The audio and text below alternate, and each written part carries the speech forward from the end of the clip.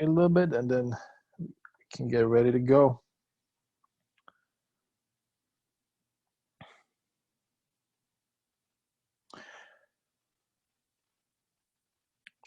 All right. Hey, everybody. Welcome back to another Basketball Embassy Coaches Clinic. It's my pleasure to welcome here Coach Pascal Morse. Coach is based in Belgium right now, but he was coaching in Luxembourg last year. Coach, how's everything going? Well, I'm fine. And first of all, I do want to thank you, and I do want to thank the whole organization behind the Basketball Embassy for the invitation. And I think for the whole coaches community, it's a great initiative for all of us. And I'm glad to be part of it. Absolutely. We absolutely appreciate you coming on, and I'm excited to watch what we're going to talk about today. Yes, so I will dive into it right away. So to all of you, I hope you're all safe and healthy and keep it that way. Today, my topic, I want to talk about the corner trees and more specifically about the whys and the hows. And actually, like Marek mentioned, I'm a Belgian coach. The last couple of seasons, I was working in Belgium, in France, in Luxembourg, in Holland, and last season in Valencia, Spain.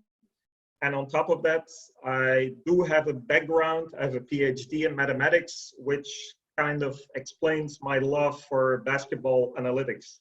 And that will become clear too today. But actually, I don't feel like talking about myself today, and I want to dig in the topic right away. But first of all, a little bit of history. I think I'm not wrong when I say that all coaches, that all coaches these days are watching The Last Dance, of course, on Netflix, on the Chicago Bulls. And whenever we want to talk about the corner trees, well, actually, that's one of the main topics or the main aspects where you see very clearly how the game has changed over the last 20, 25 years. Only one number. The Chicago Bulls in the 98 NBA Finals, they had 1 3-point attempt from the corner in 6 games. And when you think about it, it's crazy because nowadays, an average team in the NBA has 3 makes from the corner every single game. And if I would ask each one of you to name a couple of the most epic, most important shots in the history of the game of the last 10 years, then I'm sure that actually at least 2 corner shots from the right corner are in your top 3 or top 5. Of course, in 2019, we had the shot of Kawhi Leonard in Game 7 of the second round of the NBA playoffs against the Sixers, which was epic. And also, of course, a couple of years earlier, there is that one shot of Ray Allen in that same corner that's probably changed the history of the game. It was Game 6 of the NBA Finals against the San Antonio Spurs. The Spurs were up 3. Miami had the ball with 18 seconds to go. And actually, LeBron, he missed a shot, offensive rebound, pass to the corner, and with 4 seconds left on the clock, Ray Allen changed the history of the game. And actually, it's the same corner on the court, but the type of shot was completely different from the one from Kawhi Leonard. Kawhi Leonard, probably we as coaches, we wouldn't call it a good shot off the dribble, fade away, jumping backwards from that corner. But hey, at the end of the day, it went in, and the Sixers or Toronto, they went to the next round. But let me explain first how I came to the idea to spend the topic on the corner tree. Actually, when we talk about analytics, I think we still have believers and we have non-believers. And here you see, of course, Charles Barkley, which is one of the most famous non-believers. But I already told you that I have a love for basketball analytics. And actually, when selecting a topic, I was wondering in these Corona times, what is the number one thing that analytics could give us to be successful on the court? that would be a nice goal for a topic of a clinic. That's what I was wondering over in the last couple of years. And I don't want to frighten any coaches in the beginning of this clinic. So actually this clinic, it will be half and half. In the first half of the clinic, I will spend a little bit on analytics and numbers, but the second half, and that's very, very important, I will connect the X's and O's to it. And I really think that we have come to an era where those two aspects of the game, they should be connected. And that's what I'm missing a lot in the pieces and the breakdowns I read. Either we have breakdowns that are very, very detailed in the X's and O's, but the analytics is missing. And for sure, if we're talking about European basket, I think international basketball is growing really, really fast. I think last year's World Cup was a nice example of that. But on the level of analytics, we're nowhere near the situation we are in the NBA. And that will be a crucial part where we need to improve to close that final gap. And then the second part is even more important. There, I will really, with video examples and breakdowns, I will connect the X's and O's to our findings of the analytics. And of course, when I start talking about analytics, then everybody thinks about the 4 factors. That's where I started too. The 4 factors known from the book of Dean Oliver, Basketball on Paper. And actually, I was wondering which of the 4 factors gives me the best correlation to the winning percentage. Because we can talk about analytics as long as you want. At the end of the day, our job depends on how many games we win. So the most important number is the winning percentage. And actually, when you go over all the 4 factors, there is one factor with the best correlation. And you see it right here. It's the correlation between the effective field goal percentage and the winning percentage. What's the effective field goal percentage for those who don't know? Well, actually, it's the field goal percentage, but a little bit adjusted because of the fact that for a 3-point shot, you get an extra point. And when you look to the map right here, you see all the teams of the EuroLeague of this past season, the season 2019-2020. I don't have to tell you that we didn't finish that season. Because of that reason, all teams only played 28 games. And it also is very important to mention once in this clinic that it only is about 28 games. So probably, mathematically speaking, my sample size is pretty small. But on the other hand, I really wanted to talk about nowadays basketball as hot as it can be. So I really wanted to talk about this season, and who knows, maybe there will be a final tournament for the EuroLeague this current season. And the second thing I wanted to say is, if you look to this map, I don't even want to convince you of the fact that this is a straight linear correlation between winning percentage and effective field goal percentage, but it comes pretty close. If we would look to any of the other 4 factors, then basically it's way more random and there is no direct correlation. But this, to me, it makes sense. Whether you win or not, maybe the most important analytical number is our field goal percentage. The ball has to go through the hoop to win games, as simple as possible. When you look to this map, of course, when you go from the top to the bottom, you will have the teams with the highest winning percentage. Efes from Turkey, you have Real Madrid, you have Barcelona, both from Spain, and so on. What does this line, this linear regression, what does it mean?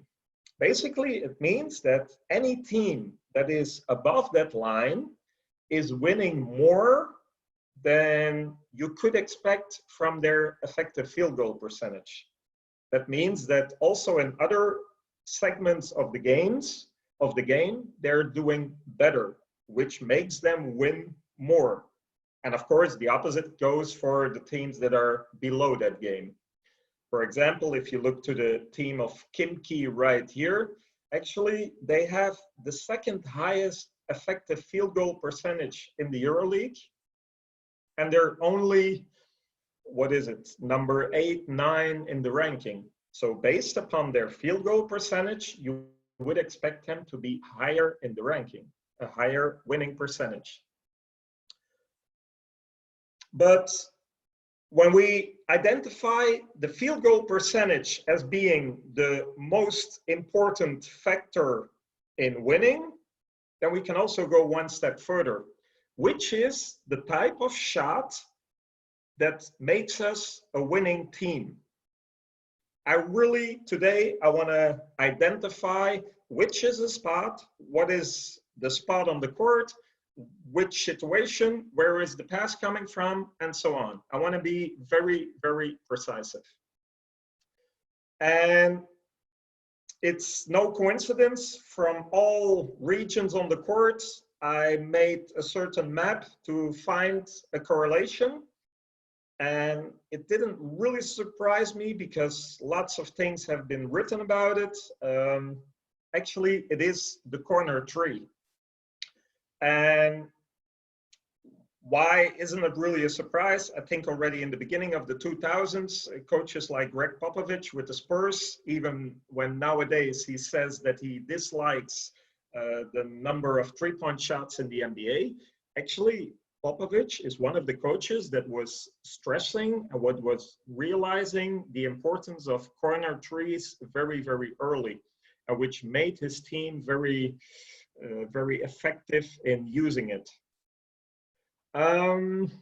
What is it exactly that you see right here? Oh, and there's one more thing I want to mention.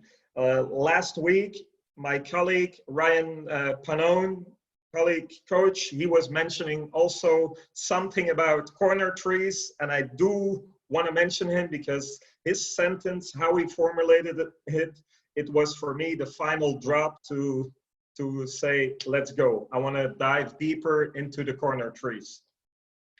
What you see here is a diagram with the corner trees made over the field goal attempts. And vertically, you have that same effective field goal percentage. And when you look to all the teams on that diagram, at first sight, you might think that it is pretty random, but actually, I think it's not. And I'll try to convince you. Actually, there is some kind of a threshold you can see on the map. I highlighted it right here.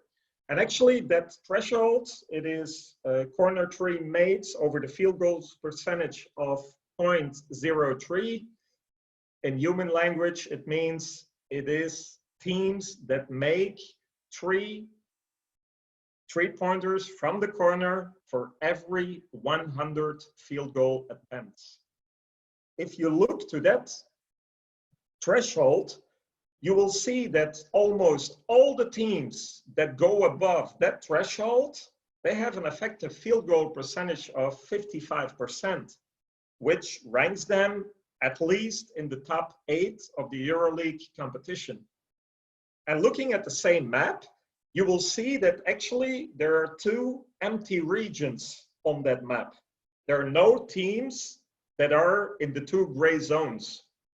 And what are the 2 gray zones? On the right side, you would have teams that score a lot of corner trees that are above that critical threshold, but have a very low effective field goal percentage. And on the other hand, you also won't find teams that have a very high effective field goal percentage without going over that threshold of the corner trees. And that makes one of my conclusions, or a first step towards my conclusion, is that those corner trees are very critical in achieving a high effective field goal percentage. So my statement from the EuroLeague from this past season, small sample size, once more, but it sounds like this.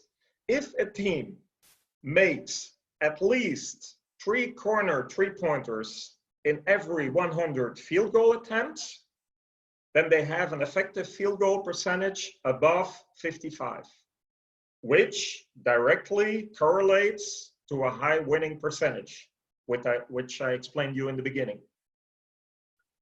Now back to the teams. Of course, it's important to mention that always you will have some outliers. Here, of course, you will have CSKA Moscow, which actually has the highest percentage of corner three makes. And still, they are a little bit below the margin of 55% effective field goal percentage. And FS, actually, they're doing the opposite. It is the team in the EuroLeague with the highest effective field goal percentage, but actually, they're not making that many corner threes. That makes, or that explains that those two teams are doing something very well or very bad in other domains from other spots on the court. Maybe they finish very, very well around the basket, which compensates for the lack of corner threes, for example. And of course, you also have the extremes. For example, right here on the right side, you have Real Madrid, which actually scores very high in the effective field goal percentage. And my statement of today is that it is thanks to their corner threes. And on the other side, you have here two teams, Baskonia and Red Star. They have one of the lowest field goal percentages in the EuroLeague. And one of the reasons is that they have very, very few corner threes.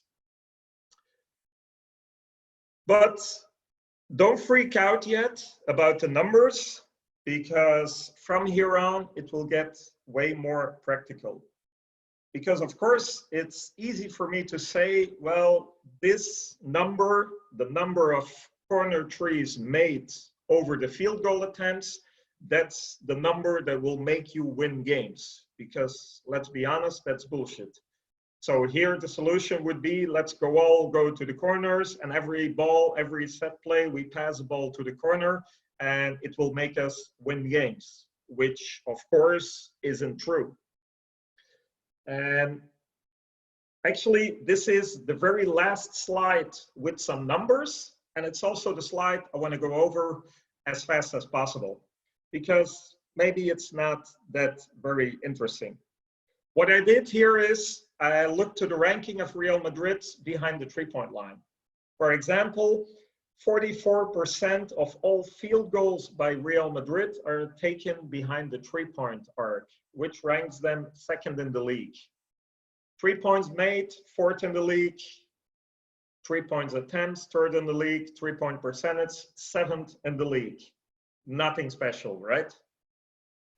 If I look specifically to the three-pointers from the corner, then it gets more interesting, because there you see that for every 100 field goal attempts, more than 9 come from the corner for Real Madrid, which ranks them second in the league. And they're also second for attempts and makes from that corner. But once more, at the end of the day, what does it tell us? Completely nothing, because it doesn't contain any solution. Right now, stepping on the court, always fill the corners, pass it to the corners, and shoot from there. It's not gonna win us games. And actually, what bothers me a bit about breakdowns and analytics is that often it stops right here. And then I believe the Charles Barkleys of this world saying, yeah, what should we do with it? In which way can it help us winning games? And that is, I think, the extra mile we still have to make. And that's what I tried to do. And for example, Real Madrid, I told you, 28 games. they had in their EuroLeague games, they had 162 attempts from the corner. And I analyzed all of them multiple times. I was analyzing whether they were taking out of transition in a set play, after an offensive rebound. I was analyzing where the pass was coming from, and so on. All 162. Now, what if I told you today that I was able to identify one group? There is one type of corner tree which they scored at a percentage of 64%, which is double of all their other corner trees. And this is where it starts getting interesting. And for Real Madrid, the situation, the gameplay where they scored at a percentage which was double from all the rest is this. It were those shots in the corner which were taken on the catch by an assist or an hockey assist where the pass was coming from the paint. Once more, assisted threes from the corner or a hockey assist where the pass came from the paint. And all other corner threes, whether they were taken off the dribble, whether the pass was coming from the top of the key or from the wing, whatever, then they only scored it at a percentage which was half of it. So the bottom line for my clinic, the main conclusion is the key to success for Real Madrid this season in the EuroLeague was assisted corner trees from where the pass was coming from the paint, shots in the corner. 3 words: assist, paint, corner. Those are the 3 things you need to remember.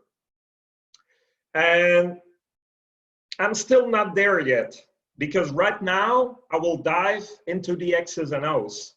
Now I will try to identify how we can create those types of shots.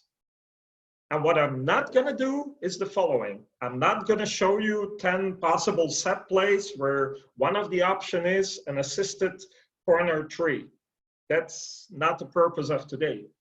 But I think, analyzing the game of Real Madrid, we can identify the type of situations we can implement in our own game. And actually, I will sum up, I will go over, I will break down 5 of them. And I will move over right away to the first one. It's the drive and kick. Obviously, it's also the most obvious one, right? And you will see a couple of examples right here. It is in slow motion, so even with zoom, I hope this is clear for everybody. Here you will see an assisted corner tree from the left corner, pass coming from the paint from Campazzo, and you will see a couple of more examples. And what is important from all these situations is that, and it's one of the things that Ryan Panone stressed during his clinic last week, it is actually that the best shots from the corner, they come from situations where the whole defense is shrinked. All defenders, or 3-4 defenders, are all in the paint. How do you create those situations? Well, by attacking the basket. Here on this drive of J.C. Carroll, you will see that help needs to come to stop the drive. And that opens up the passing lane, and that opens up the open shot in the corner, assisted. And those drive and kick examples, that's something you can implement in your motion rules. However you want to call it. You want to call it motion rules. It's part of your motion, flow, spread, whatever, how you want to call it, but it is something you can implement. If there is a drive to the basket, it could be a very useful rule always to have the opposite corner open. And one of the things you saw in one of the examples of the clips is also that often that passing lane is open.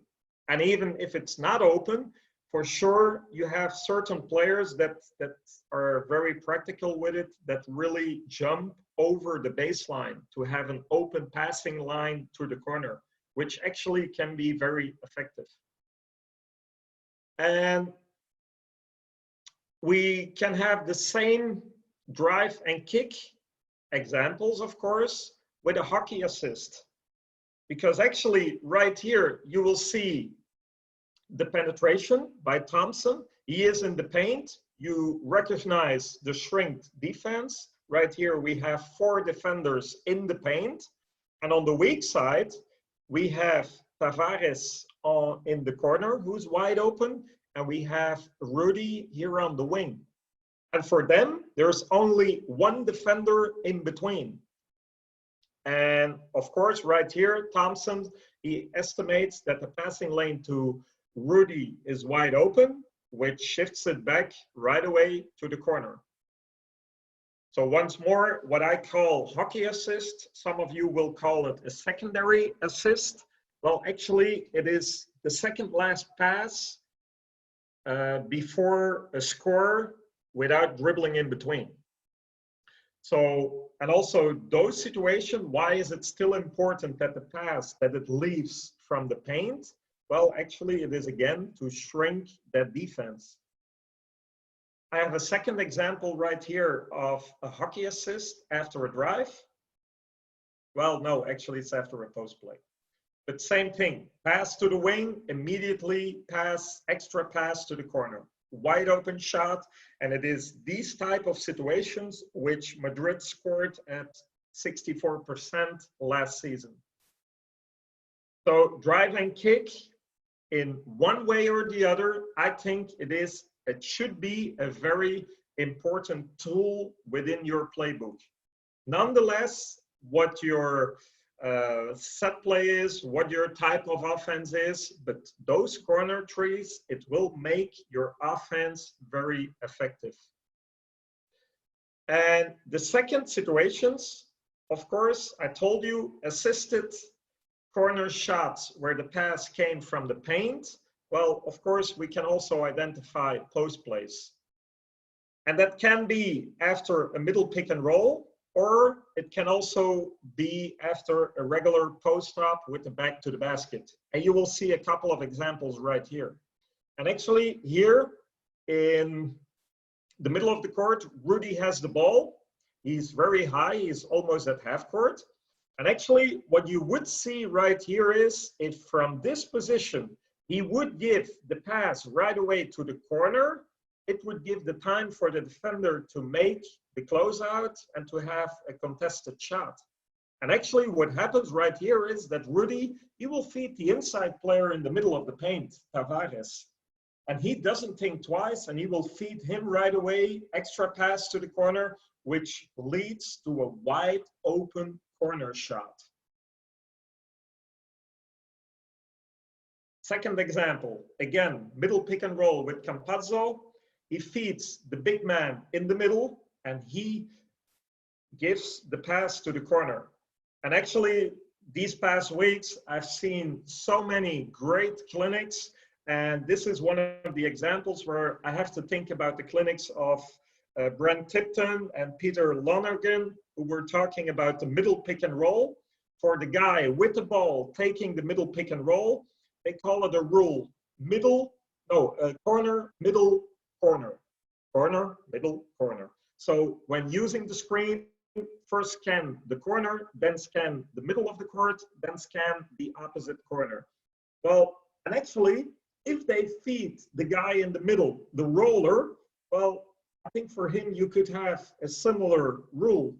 For him, probably it would be first scan, can I make it, can I score the basket?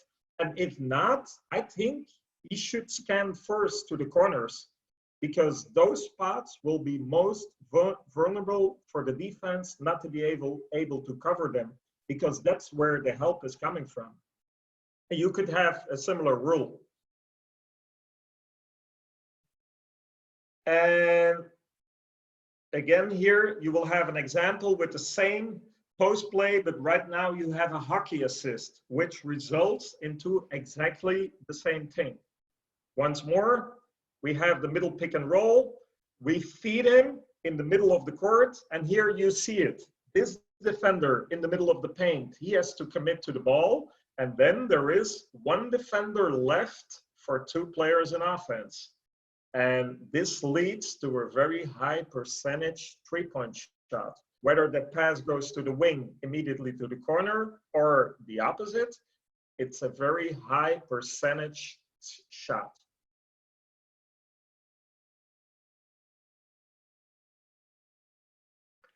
So right now, in order to implement our high percentage corner shots, we already have the drive and kick. We already have the post actions from back to the basket, low post game, or after the roll in the middle pick and roll. But in all these situations, it is very, very crucial that the pass is coming from the paint. Because right now, I'm going to show you a couple of examples which are nearly similar. That Real Madrid is again searching for corner threes, but they will be less effective. Why? The pass is not coming from the paint. What consequence does it have? Well, it makes that the defense is less shrinked, which gives them the time to make the closeout. You will see two examples right here. Middle pick and roll. And right here, you have Sergej Yui, who will make the direct pass to the corner. But there is one problem. When he makes that direct pass, then that's a pass that has a long flight time. It's long in the air. And it will enable this defender still to make the closeout to the corner. Because if that pass to the corner is not coming from the paint, well, by definition, it is a longer pass. And here you will see that shot, that it will be blocked. And if it wasn't blocked, it would be a highly contested shot. Here, pass to the low post, to deck, and without really attacking the basket, without being really into the paint, he skips it right away.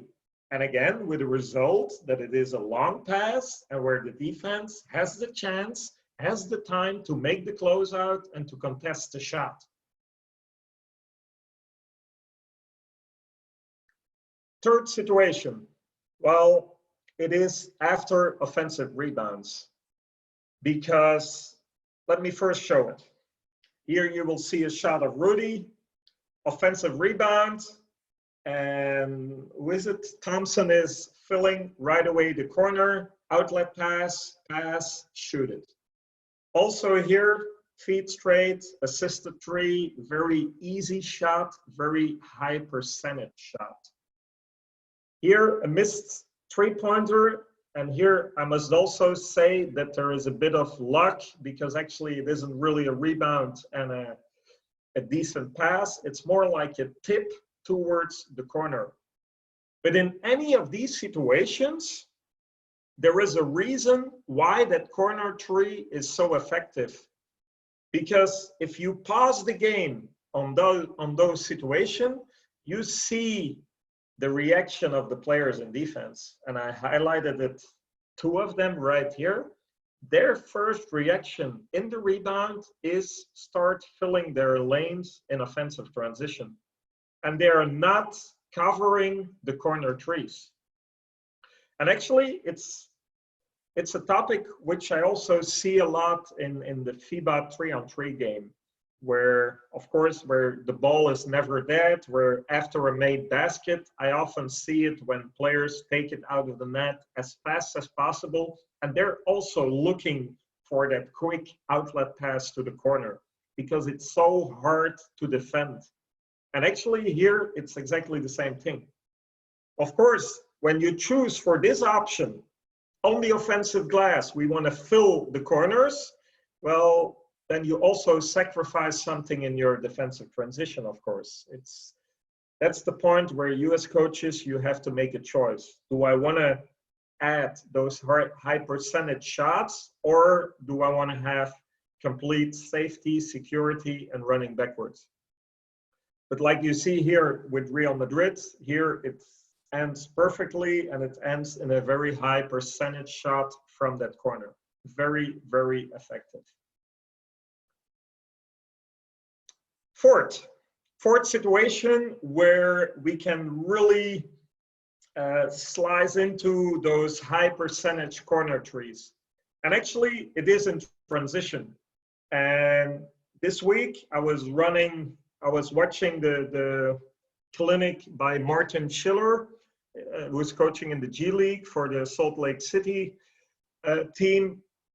And actually, he was talking about his offensive concepts. And actually, in his clinic, he was sharing the fact that on his staff, he had somebody that was really yelling every single possession to make sure that the corners were filled. Because in transition, those corners can be very, very effective too. And you will see a couple of examples right here. Here you see the ball on the left side of the corner. Here down on your screen, there is somebody who will fill the weak side corner. And what is very, very important for me, that is having a rim runner. Because we need a big, at least that's what I like very much in my running lanes on the court. We need a big that really sprints and attacks the rim. And actually, it is to make the defense shrink.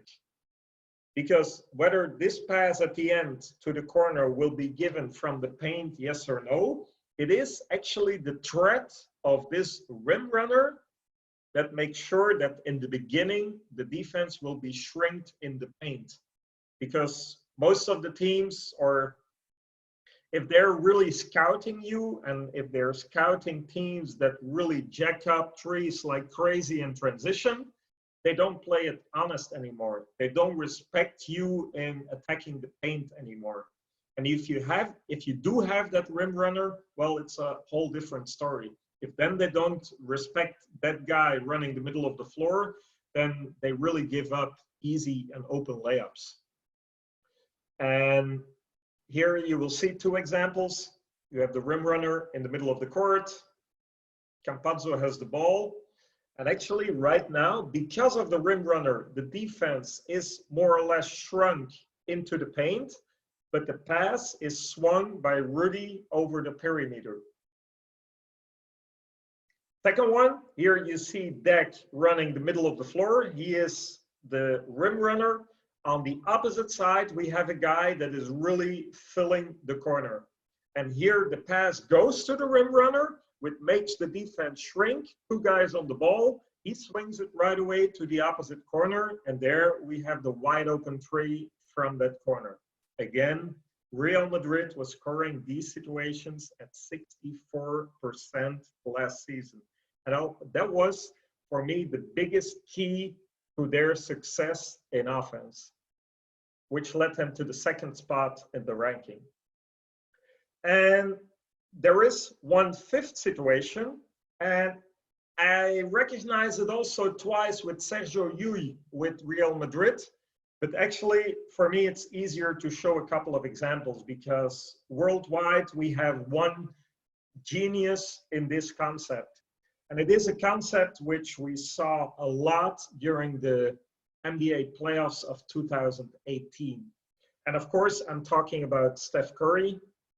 And what you saw him do during those playoffs in 2018, multiple times with success, is going one step further than drive and kick. Because here you will see two situations where Steph Curry is really attacking the basket. He will give the pass, but then what? The saying goes, when is Steph Curry the most dangerous on the court? it is when he gives up the pass. Because when he gives up the pass, he will sprint to one of the corners and he will be open. Because it's in our nature of all defenders, when you are the guy defending the penetration and the penetration stops and he kicks out, we relax for 1/split of a second. And you will see it right here. Here you see Steph Curry attacking the basket in the paint, stopped by two guys. He swings it all the way to the weak side corner. And here you will see Tucker relax for a split second. He's high on his legs, which makes that he will be late in the corner here.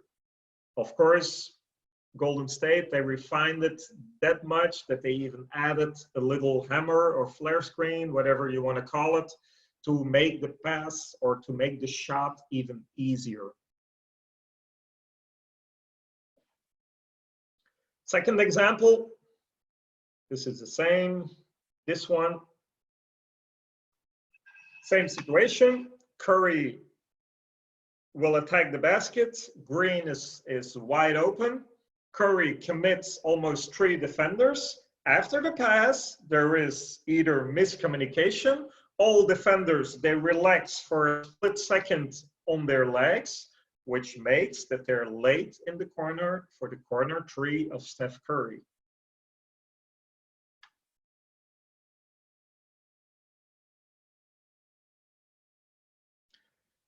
And actually, so far, I identified 5 situations. They're not set plays. I'm not telling you to change your offensive system, but 5 situations where we can really use those high percentage corner threes, which are just simple rules within your motion, within your flow, whatever you're running on the offensive end of on the court. We had the drive and kick. We had the pass coming from the low post. We had the option to fill the corners after the offensive rebound. We had the running lanes in transition, where if you consistently fill the corners in transition, you have wide open and high percentage looks right there. And number 5, let's call it the Curry trick, which for sure is one concept which is very, very interesting to have a deeper look at it.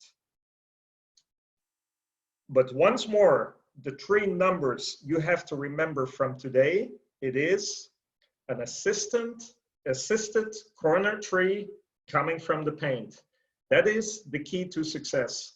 That is what makes team efficiently in offense, which really is identified as the key to a high effective field goal percentage. And in one of my very first slides of today, I identified the effective field goal percentage as being directly correlated to the winning percentage. And now, when we come towards the end of the clinic, once more, I showed you right now the data of the EuroLeague of this season. Well, it's not everything I've done. I did the same and I'm still working on it, but I'm doing the same for the NBA and a couple of leagues within Europe. And every single time I come to the same conclusion. Linear correlation between effective field goal percentage and winning percentage. And what is the main key to success for a high effective field goal percentage? It is these assisted corner threes where the pass came from the paint. And that's also the moment where I do want to thank a couple of people. First of all, I do want to thank the people from Instat, which allowed me to use their platform to get after some of the numbers I use for this research. I definitely want to thank Coach Paint. I do want to mention them. It's a great tool to highlight, to edit your videos. If you have any questions about Coach Paint, just drop me a message, send me an email or something. I do want to thank also Stephen Shee with his book, Basketball Analytics, which already wrote about corner trees a couple of years ago, at least a couple of years ago. I've read the book and I started already thinking about those corner trees. And actually, Ryan Panone for giving me the final push last week in his clinic to dive deeper into those corner trees. And like I did today, I like to share my knowledge on the game. I think it's a responsibility we all share as coaches worldwide, that we all together have to raise the level of the game everywhere. I don't believe in big secrets in the game. I don't believe in the secret play, the secret drill. Whatever I have, I want to share. Since a couple of years, I'm running my own coaching blog, which is my full name, pascalmeurs.com. And actually, please feel free to sign up there. Every 2 weeks, I will send you a newsletter with my breakdowns, my analysis, very diverse. And on top of that, if you sign up, I do send you my free ebook, which is called How to Win More by Playing Slower. And finally, if you do have any questions, don't hesitate to hit me up on social media. I'm very easy to find with my full name. And then I turn to Marek, and let's see if we have any questions. All right. So first of all, thank you, Coach. That was amazing. And then I also encourage you, coaches, that you are watching. Please, if you have any questions for last minute, try to put them on Q&As. And the first question that I'm going to start with, whenever you like want your players to shoot the corner threes, well, how does the process look like? You know, because sometimes you get players, especially if it's foreign players that are just got into your team, right? They might be good 3-point shooters, but they might be, you know, like to shoot from the wing. Is there like some type of some type of progression how you make them into good 3-point shooters from the corner? Well, I think of course it's a long process, and you have different aspects to it. Whether you have to teach your players how to find each other, of course, in these situations. Like the 5 situations I identified today in my clinic. Well, it's very important that you bring them, that you teach them on practice. But it goes way deeper than that. It's also the footwork on those corner trees. Very often when I see on practices spot shooting from the corners, I see really players stepping onto the court, getting the pass and shooting it. In a game situation, that would have been called out of bounds by the referee. So basically, we are practicing on that moment corner trees that will never ever happen during the games, because in games, your footwork is different. And it's also very important to practice that part of the corner shots. And it's a long process. Awesome. Speaking of analytics, Coach Sterling Machet was asking a question. What player in Europe shoots the highest percentage from the corner, if you have ever were able to get that deep into the statistics? I don't know. I can figure it out, but I might look like a bit nerdish, but no, I don't know it by head. But you know what? I will look it up. Shoot me a message and I will tell you. You know what? I'm gonna stay on there. I'm gonna follow your Twitter account for that. be looking for that answer. So whenever you do your analytics, is there any type of way how to like find out? Do you use any analytics service, or do you just go by yourself, watch a game film, analyze your team, who shoots a good percentage from the corner, who shoots a good percentage from the top of the key and stuff like that? Well, all the numbers I presented you today is basically my own work. I do recommend the platform of Instats, which is great. But at the end of the day, you have different platforms giving you the numbers, but to translate it on the court and to make it useful for you. And for example, what I did today, it's not about the number of corner trees. That tells you nothing. Afterwards, it's all about that extra mile. Like I did.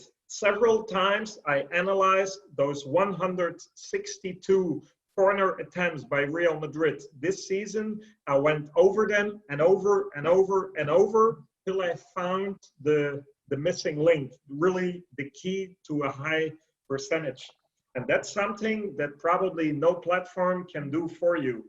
And that's also why I think nowadays coaches, we really need to try to be the best of both worlds. I really think that in 2020, we need to implement some kind of analytics, that kind of knowledge into our coaching. But we cannot go without the X's and O's. Only analytics, that won't work. A mathematician is not able to coach a game, to coach a team. So it's really finding a balance between those two worlds. Awesome. Coach, before we finish, do you have any closing thoughts or any type of recommendations about where can coaches learn more about this stuff besides on your channel? Well, I would have said my channel, yes. Let me tell you that next week, Wednesday, I'm giving a second talk on this amazing basketball embassy platform. So please feel free to sign up there too. And for the rest, I do want to wish everybody, wherever you are, to stay healthy and safe. Keep this platform growing and keep sharing the game. Awesome. Coach, thank you again for coming, and I really appreciate you taking your time to speak to us and help us to grow our game. And I'm definitely looking forward to your second session on Wednesday. Thank you very much. See you all on Wednesday. Thank you. All right, see you soon. Thank you. Have a good one. Bye.